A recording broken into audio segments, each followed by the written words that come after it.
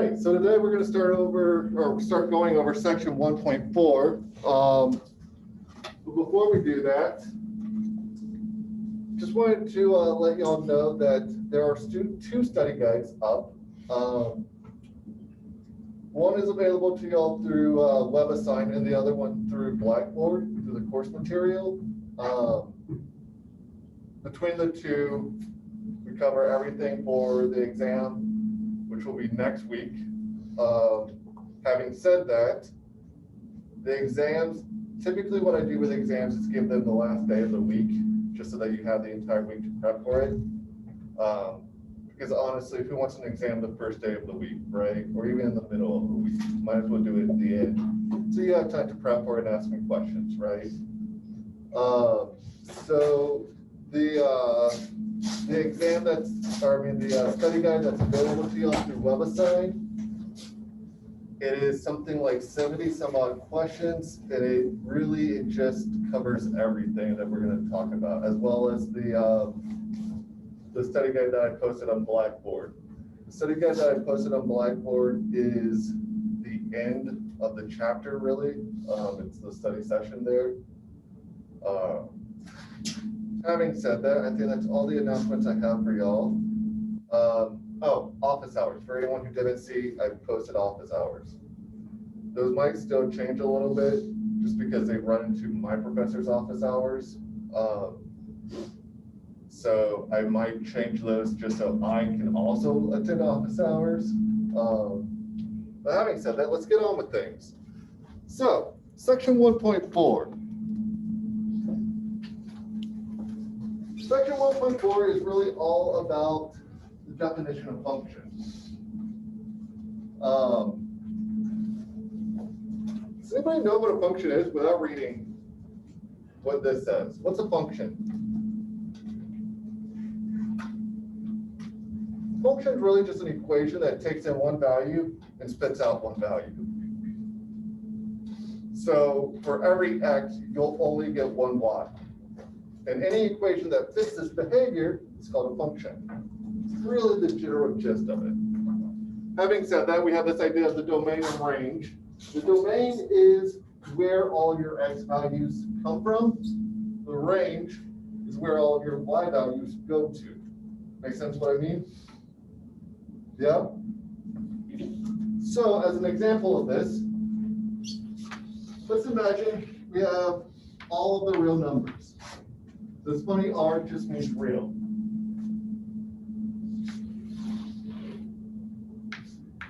We're going to have two bags of them. Our domain would be those real numbers that we can choose from, and our range would be those real numbers that we go to. Our function says, all right, let's take these and send them over here. This is a common diagram that you might see if you're looking at other resources. Like I said, all we're doing is saying, let's take our x values and send them to some associated y value.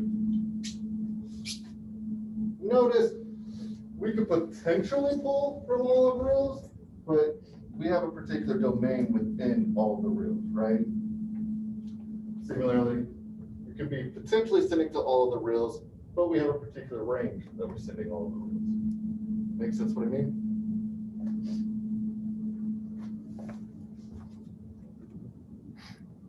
Another common way of thinking about functions is kind of like a machine. You have some input, a process that you do onto that input, and then some output. It's another pretty common way of thinking about it.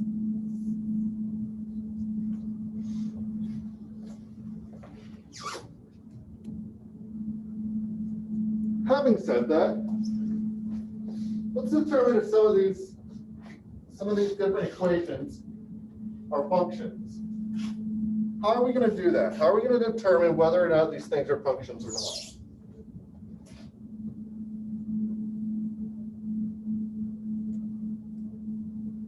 Yes, absolutely correct. I'm You're loving pretty it, much just guys. gonna work them. So what? You're pretty much just gonna work them. So like for the X, you fit. So for example, A. For if you want to find the Y value, you just put 0 in for X. So then you just do the math, and then you find the Y. And then if you want to find the X, then you do put 0 in for the Y. Yeah, this is one way of going about it, like that table approach, right? The other way we could go about it is to rewrite these equations solving for Y, right? Make sense what I mean? So let's see some of what I'm talking about. So start off with the solving process, right? We take each one of these equations and we solve for Y. Hey, notice in two of these though, you have a plus and a minus, right? So this is plus minus, this is plus minus. What does this tell us? When we see that there, what does that say? Yeah, exactly. Like, whatever we put in for X, let's say we put in 1 for X, right? Let's not use 1, let's use 2. Let's say we put in 2. Damn, that's still negative. All right, let's put in 1/2. Let's go about it this way. Let's looking at B, say Y is equal to plus or minus the square root of 1 minus X squared. Let's use X is equal to 1/2. When we do that, then we're going to get Y is equal to plus or minus the square root of 1 minus 1/2, that quantity squared, right? It's going to give us plus or minus the square root of 1 minus 1/4. It's going to give us plus or minus the square root of 3/4. But really, this is two different answers, isn't it? There's a positive and then there's a negative. This is saying that Y is equal to either the square root of 3/2 or the negative square root of 3/2. So there's two answers here. And because of that, this can't be a function. Make sense what I mean? Yep.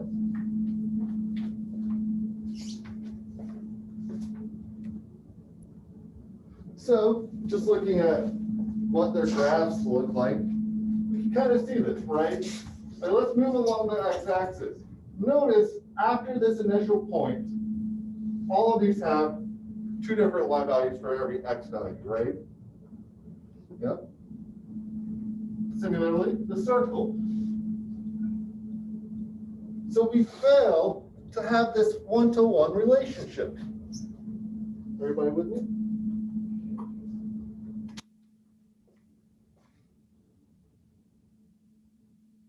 All right, well, having said that, before we go any further, let's check out domain and range a little bit. How would we determine what the domain and range of different functions are, or different equations for that matter? Yes, sir. Equal it to 0? Yes and no. So one thing we can talk about, one thing we should start by thinking about is where our domain and range lives, right? It's all real numbers. Agreed?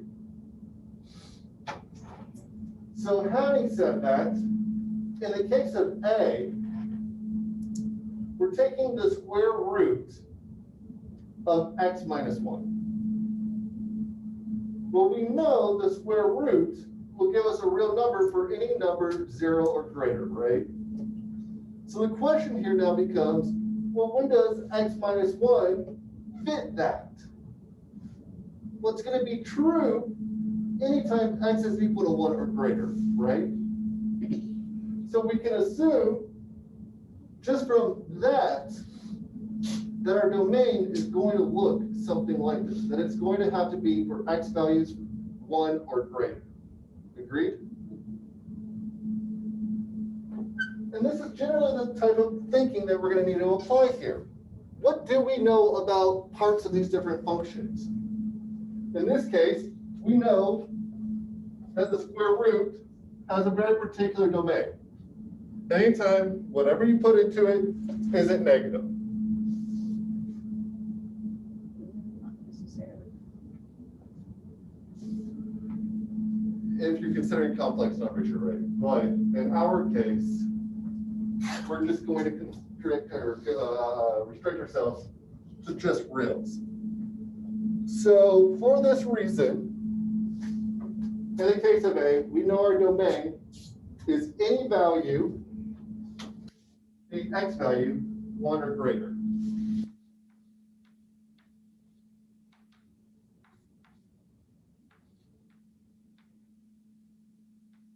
There's a couple different ways we can write this. We can write this as an interval, or we can write this as an inequality.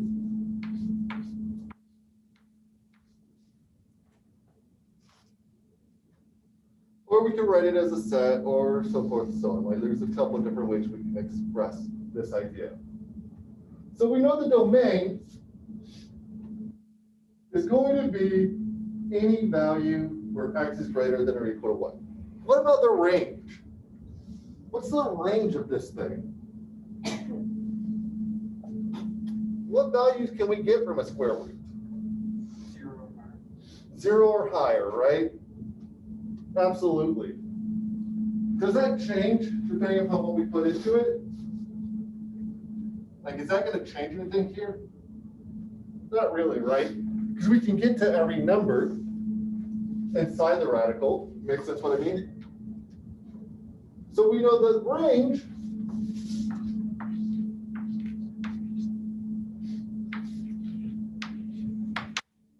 is going to be x in the interval 0 to infinity, or x greater than or equal to 0. Makes sense what I mean?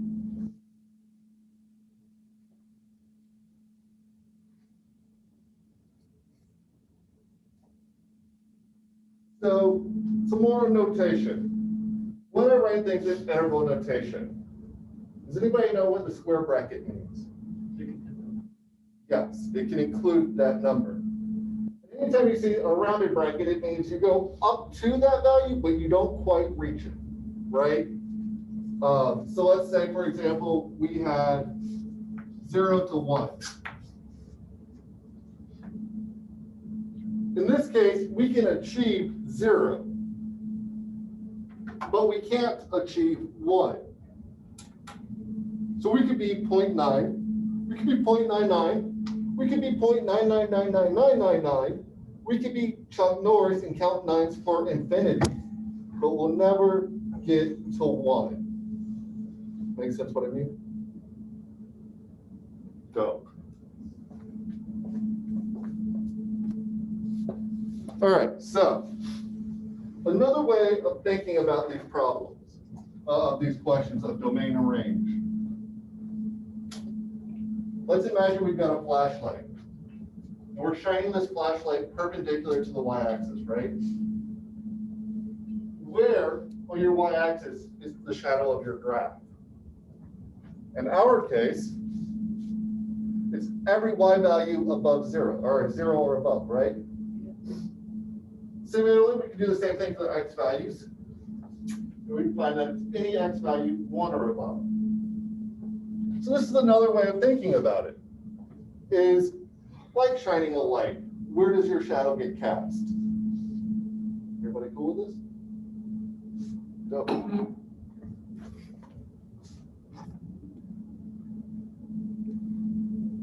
Having said that, some more notation. we'll oftentimes see functions represented in a very particular way. We'll oftentimes see the notation f of x, g of x, h of x, blah, blah, blah, blah, blah. We can literally pick whatever we want to represent our function with, right? Because what's being said here is we're taking the name of the equation and doing it to x. So f of x is the function of x, but f is playing the role of a name. Does that make sense what I mean? So here, we could write this as x squared. This could be y minus x, or no, let's not use that. X plus 1, x cubed, or x squared minus cosine x, so forth, so on. Like, we could do all sorts of different functions. Anytime I said f of x, I would be talking about squaring it. G of x, I would say, just add 1 to whatever your x value is. H of x, do this, so forth, so on. So really, this f of x, g of x, h of x, whatever, this is just notation to say you have a set of instructions, you're calling it a thing, and you're doing it onto this term that we call x. Everybody with me? Yep. So in that way, if I were to write f of x is equal to 2x squared minus 4x plus 1, now find f of negative 1, I'm just saying, do the function when x is equal to negative 1. Yeah? Right. That would make it a 7. Everybody cool with this? Yep. Dope.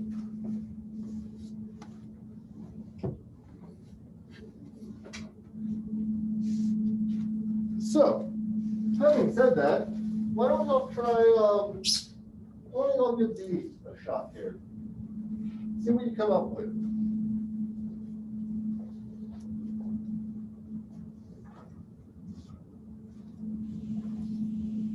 Can you write that on the board, please?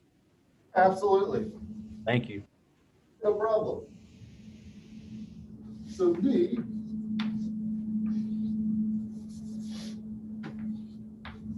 is f of x plus delta x minus f of x all over delta x.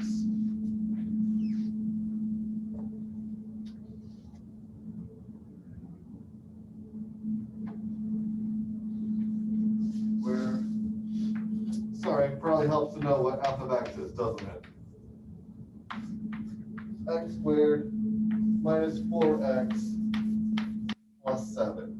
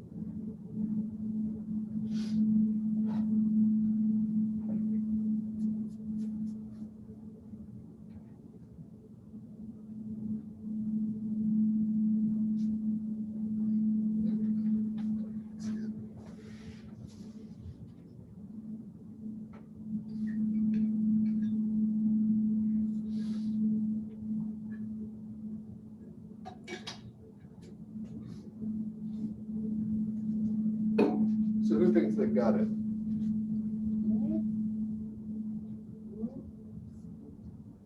This probably it's going to take a couple seconds. I'll admit. So the first thing we're going to do is we're going to plug in x plus delta x into our equation, right? So we're going to try to solve that or simplify that as much as we can. And then from it, we're going to subtract this f of x, right? Then we're going to divide all of this by delta x. So what does that all look like? All of this together, first thing we're going to do, like you said, is plug in x plus delta x into our function. Then we're going to subtract from this our original function, right? And what we're going to get is this huge long mess of a log. But hey, things are going to start canceling out here. This 4x, it's going to cancel with this 4x. This 7 is going to cancel with that 7. This x squared is going to cancel with that x squared. And what we're going to be left with is this 2 delta x plus delta x, that quantity squared, minus 4 delta x, all divided by delta x. Well, all these terms have delta x in common. Our denominator is delta x, so we can go ahead and simplify this further, right? Cancel out those delta x's. And when we do, we get that final form, that 2x plus delta x minus 4. Now these notes are already online, so I'm going to go ahead and skip ahead. But the idea here is that whenever you have a function and you want to put something into it, like this x plus delta x, you just literally do that, right? Like nothing changes, the rules don't change. You just go to your original equation every time you see x, you replace it with x plus delta x. Cool? And then the rest of the math works the exact same. Okay, so what about the composition of functions? What about the case where I have an f of x and I have a g of x, and I want to start putting them together in really weird different orders? Well, all we do is exactly like what we did in that last problem. Everywhere we see an x in the original f of x, we just put g of x in there. But g of x has a particular meaning, so we put that equation in there. Make sense what I mean? So, as an example,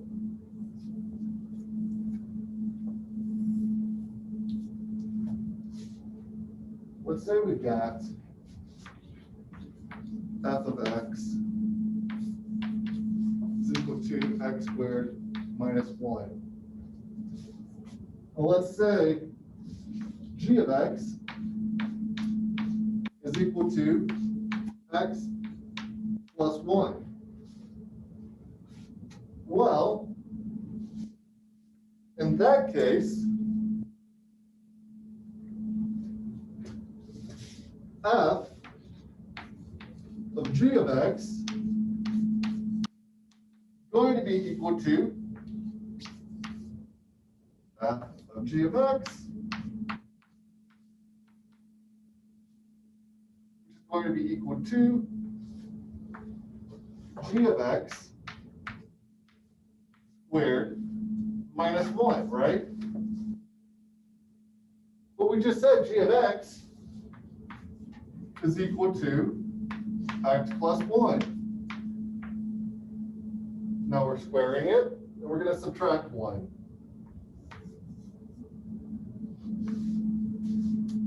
What we're going to find is that this whole thing comes out to be x squared plus 2x plus 1 minus 1. Is everybody with me? Or finally, just x squared plus 2x. Now question, what if we go the other way? What if instead of saying f of g of x, we say g of f of x? Are we going to get the same thing? No. No.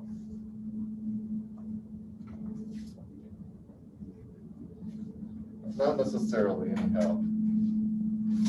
Sometimes we might, but as a general rule, no, we're not going to. I'll leave that for y'all to do as an exercise. No. Having said all of this, using again this idea of the machine, right? We can think of it as putting an input into g of x, and then getting that output, putting that into f of x.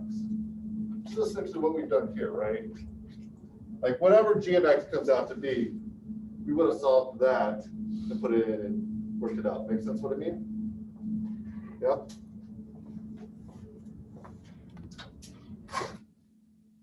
So, as another example, doing the exact same thing, right?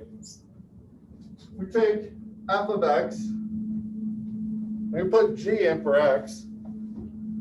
We say, all right, well, I know what f is. Everywhere I see an x in my original equation for f, I'm going to put g of x. And then everywhere I see a g of x, I'm going to put whatever that equation is, right? Whatever those rules are, that function. Put that in. Then I'm going to reduce as much as I can.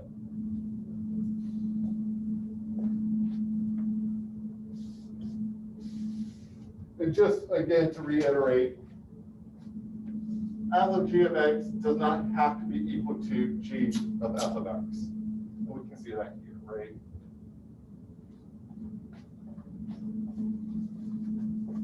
Everybody cool with this? How about y'all at home? Good so far? Yep. Cool. All right. So what about an inverse function? Well, an inverse function is any function that when composed with the original function, will just give you x back. Does that make sense? Is everybody cool with this? Yeah. So it's really just undoing your original function. The inverse function is just a function that says, all right, you got to y, now let's get back to x. Make sense? And we write it in a very particular way. We'll use this notation right here, this f superscript -1.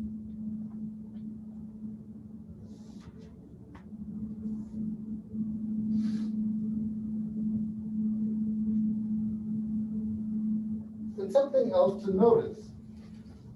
It doesn't matter if you take f inverse of f of x or f of f inverse of x, you're still going to get back to x, right? Like this order here doesn't matter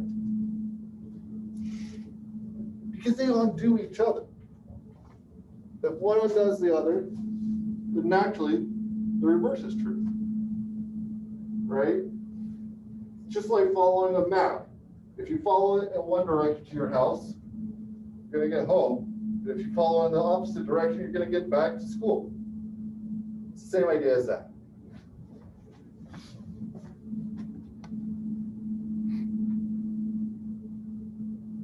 So one way of thinking about it is this sort of ordering, right? Like we do f, and then we do g, then we get back to x. That's really all we're saying here. Now, having said that, something cool happens with the graph of f inverse. The graph of f inverse is almost identical to the graph of f, except for one thing. F inverse is reflection across the line x is equal to y. So think of it like a mirror being held here. If you knew just f of x, the reflection in that mirror would give you f inverse, would be of f inverse.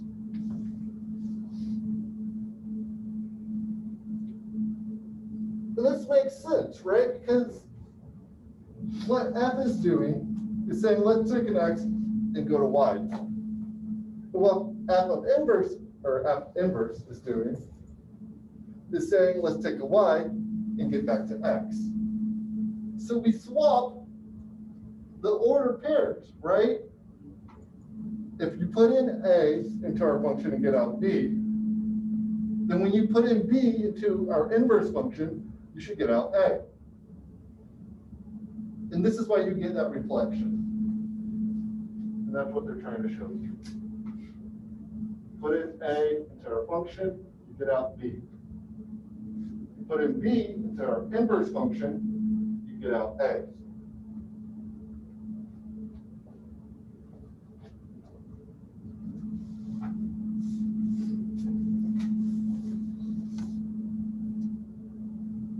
Having said that, just some examples of different inverse functions that we have. Let's say we're given, It's a snowplow.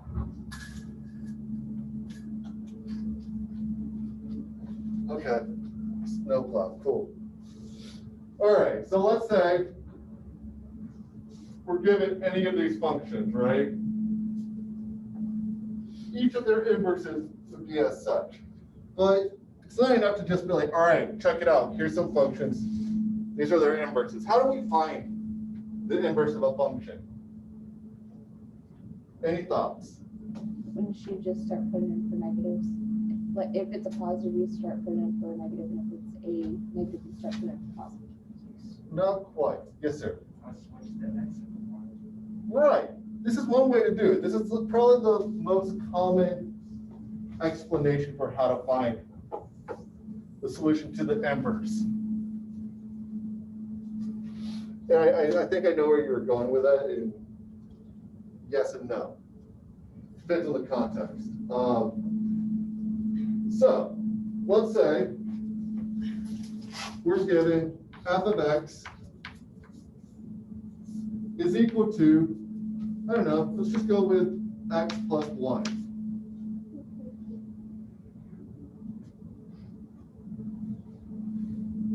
Well, we want to find f inverse. So the first thing we want to do, swap out notation, replace our f of x with y. Then the next thing we want to do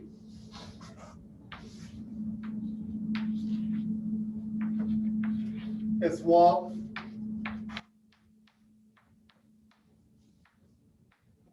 our x and y.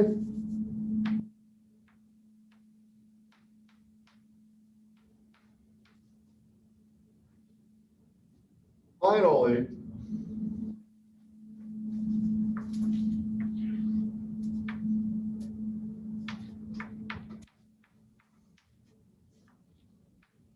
we want to solve for y.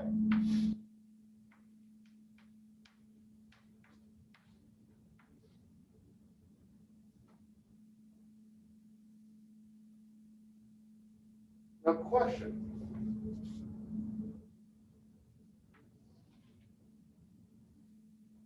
Let's imagine we want to solve for the inverse function of x squared. After seeing the graph thing, we know,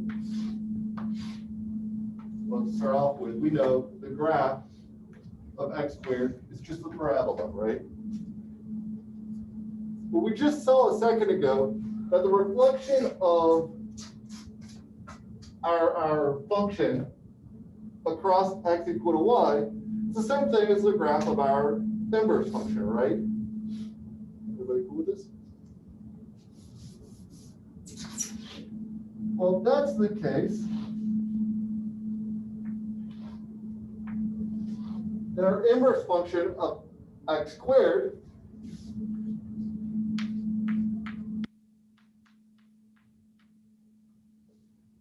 would look something like this, right?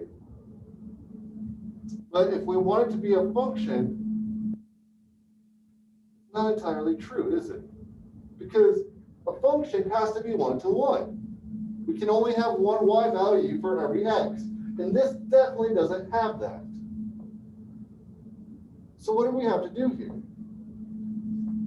We have to choose to restrict our range. In the case of finding inverse functions, we sometimes have to say, all right, yeah, sure. The inverse of this is technically plus or minus square root of y, right? But if we want it to be a function, we have to restrict it. We have to choose to say, let's not take the negative part. Let's just take the positive part. Make sense what I mean? So F inverse, G inverse in this case, x is just going to be the square root of x.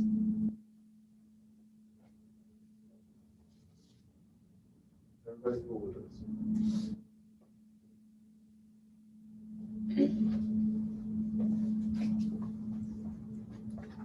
Now I show this for a particular reason, because at first I wanted to actually use something like x squared plus 1 or some other crazy equation. Then I realized we have to explain this part. So just really quickly wanted to actually touch on this before I let y'all go do homework and get lost with, but I thought this worked. Yeah, but if it's an inverse function, it also has to be one-to-one, right? So you sometimes have to restrict the range.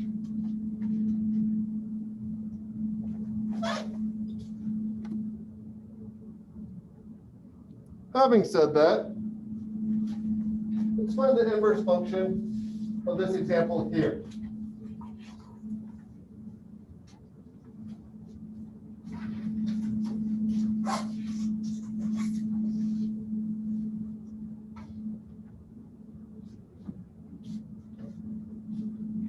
We're told f of x is equal to the square root of 2x minus 3. So applying that first step, we get that y is equal to the square root of 2x minus 3.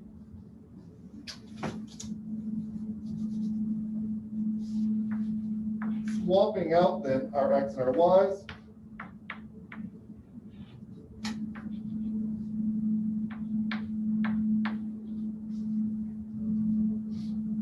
Right?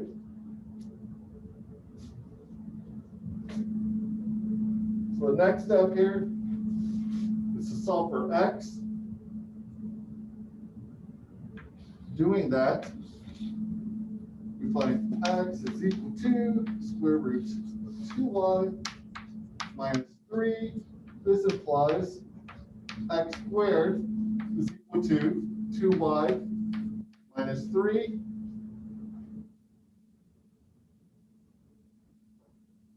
Which then implies x squared plus 3 is equal to 2y. And 1/2 the quantity x squared plus 3 is equal to y. So finally, we get to our point that f inverse of x is equal to 1/2 the quantity x squared plus 3.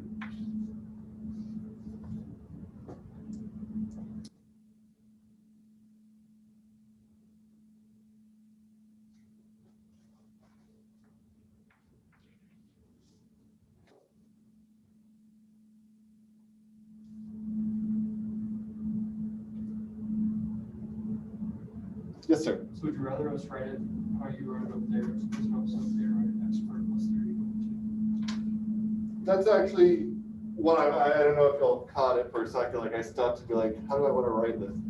That's what I wanted to bring up next. Is going to be how to write this. No, I don't care. Hi. Yes, sir.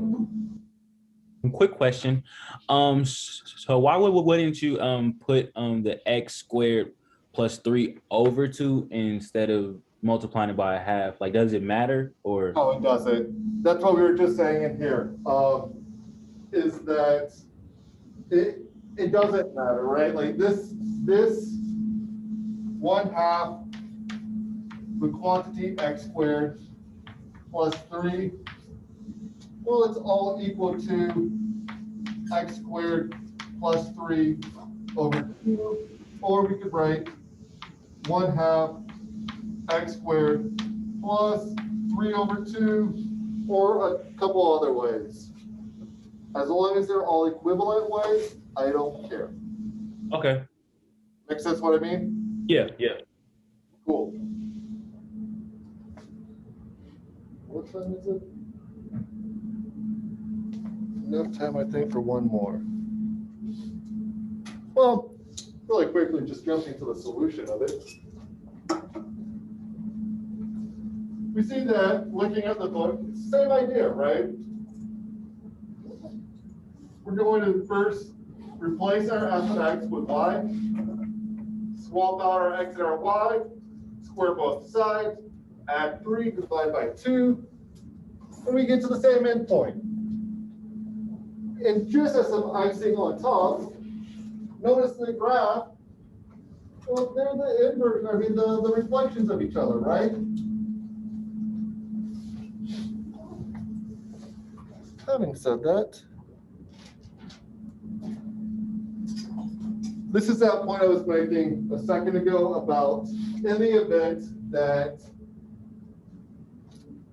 we have to restrict the domain. We would say that it has no inverse function properly, right? But it does have an inverse on a restricted domain. Is everybody cool with this?